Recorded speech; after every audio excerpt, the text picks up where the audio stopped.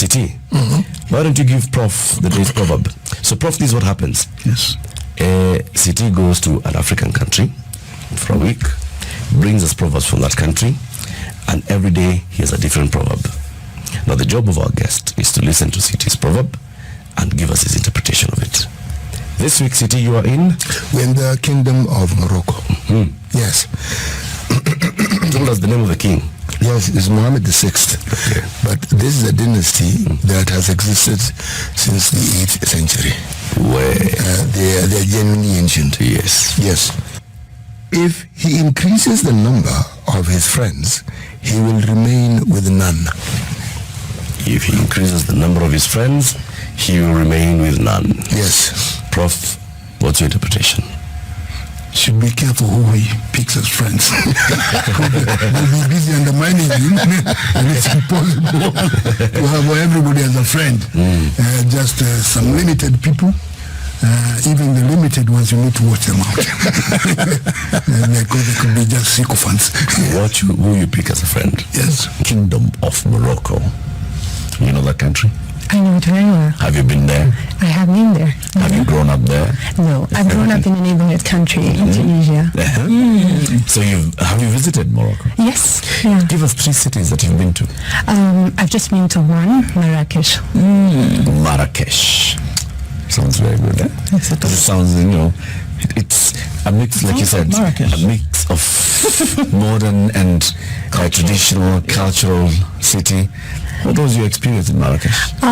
It was like a dream, everything was like a fairy tale. Everything is presented as a fairy So tale. you're going to meet Aladdin when you step out into the street. Yeah, actually we almost met it in Marrakesh in one of the shows. So Really? yeah. Good one. Proverb for today says, and I want you to listen and you can give us your own interpretation of that proverb. If you are responsible for a problem, you should find the solution. If you are responsible for a problem, you should find a solution. That's quite a good proverb. So that means that every problem, number one, has a solution. If you're the creator of that problem, then you should be able to solve it. So that's really some food for thought. And then it stimulates probably people not to be waiting to be given the solutions, and then to create your own path and have your own demeanor to solve any issues. So that's basically a booster for someone's personality and someone's self-confidence. That's a good one. That's a good interpretation. The Kingdom of Morocco. Yes, this monarchy has been there since the 8th century. Ish. Wow. All right. The current monarch is called Mohammed VI. Okay? The proverb: if he increases the number of his friends, he will remain with none. If he increases the number of his friends, he will remain with none. What do you think? Okay, I think it has to do with priorities. And so if you increase the number of friends, it means that none of them is of priority, but also what it means is that as human beings, there is only so many people that you can deal with. So if there are so many, then you can as well deal with none. I think it's related to something that within the Luya dialect that says, if you have many cats, they will not catch a rat. Because they're competing. They're wondering who should go first. Many cats will not catch a rat. Whose job is it? So in the end, the work doesn't get done. That will be my interpretation. In the end, the rat runs away. Runs away because they're still arguing on who should do the job. That's a nice one. Okay. Say it in the dialect. Which of those is cat? Cat is which one? Is the first one. Wali.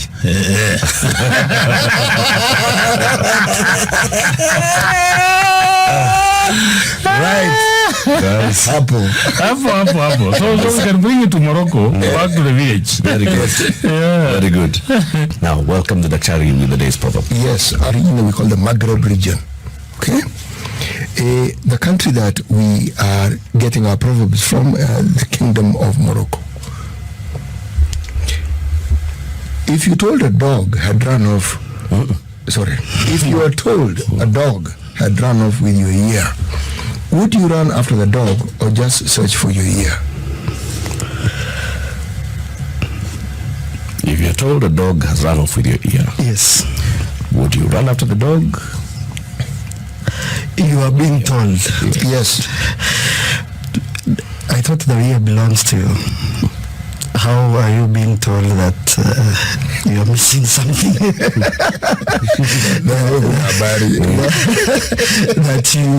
that belongs to you and that is on your body. So first you have to be sure of who is telling you and what are they telling you that you don't know.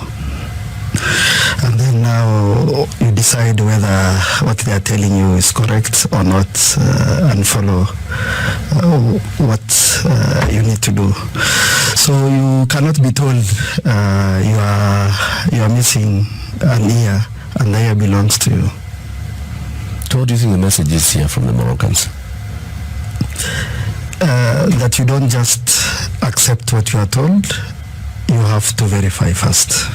And we have a guest with us in the studio. His name is Michael Ofire. He's the programs manager, Amref Health of Africa.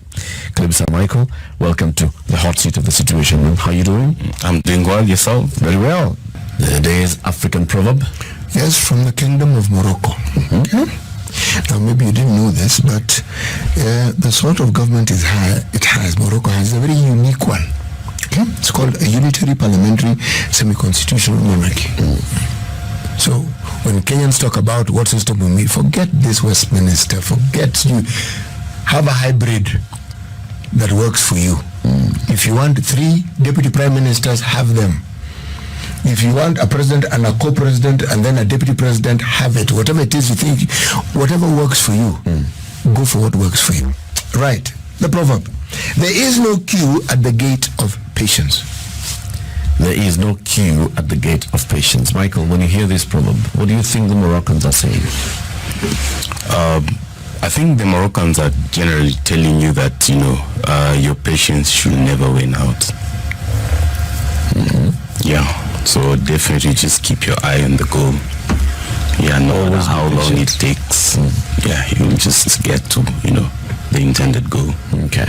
Yeah. Probably this week come from the Kingdom of Morocco. Okay. What is in the head of a camel is not in the head of the camel driver. What is in the head of the camel is not in the head of the camel driver. Let's start with the chairman. Baramura, when you hear this proverb, what comes to mind? What do you think the Moroccans are saying? The Moroccans, in my view, are saying the camel is the one which is moving, but the driver is on top of the camel. So which one do you believe? I think you believe the camel because that is the one which is showing you the direction. It is actually on top of it. And the one that is actually moving It's the camel. Wamesema customer week leo watapata fair. Esther, what's your interpretation? Okay, what is in the head of the camel? The way I interpret it is that the vision that you have, you need to own it.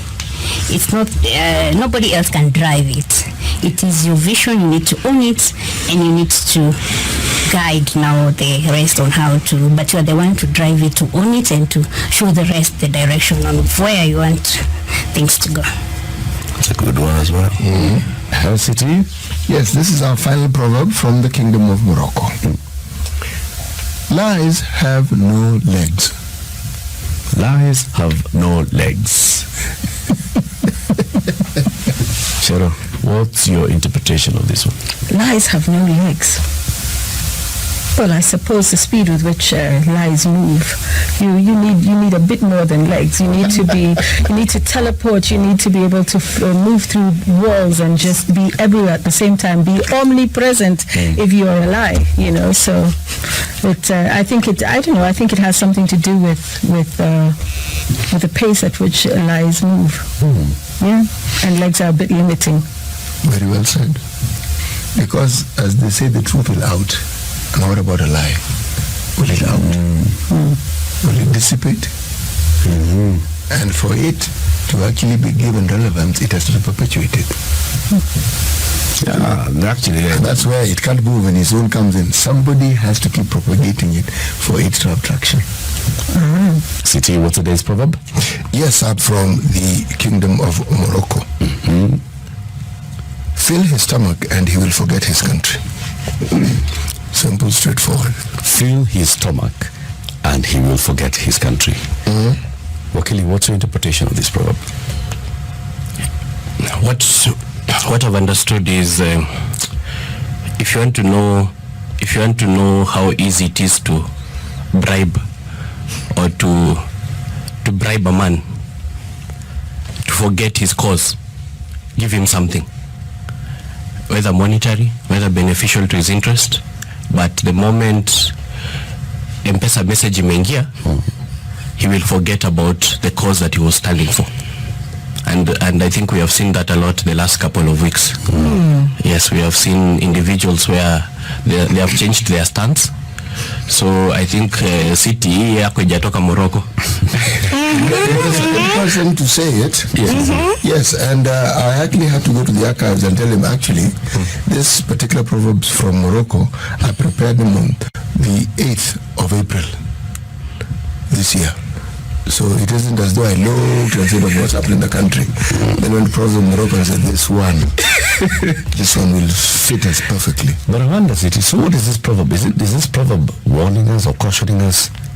Don't fill their stomach. It's telling us about a human condition and how it is that human beings tend to behave. Don't be surprised. No, do not be surprised at all, and please don't even get angry. Okay.